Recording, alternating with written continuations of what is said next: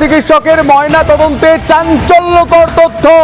প্রাথমিক রিপোর্টে খুন বলে সন্দেহ করা হচ্ছে।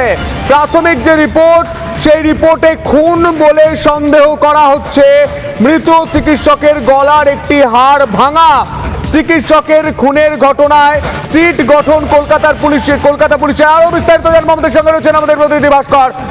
এই মুহূর্তে কি তথ্য উঠে যাচ্ছে? একদমই সন্তু, দেখো আরজিকর মেডিকেল কলেজের সেকেন্ড ইয়ার পিজিটি পড়ুয়া যিনি অন ডিউটি অবস্থায় যার মৃত্যু হয়েছে, তার ইতিমধ্যেই ময়না তদন্ত করা হয়েছে এবং যেটা সূত্রের খবর, ময়না তদন্তের প্রাথমিক রিপোর্টে উল্লেখ করা হয়েছে কোনো আত্মহত্যা নয়, এটা খুন করা হয়েছে, এমনটাই ময়নাতদন্তের প্রাথমিক রিপোর্টে উল্লেখ। একই সঙ্গে গলার একটি হাড় ভাঙা ছিল এমন উল্লেখ করা হয়েছে এবং ইতিমধ্যে আরজিকর মেডিকেল কলেজের যারা চিকিৎসক তারা প্রতিবাদ মিছিল করেছেন।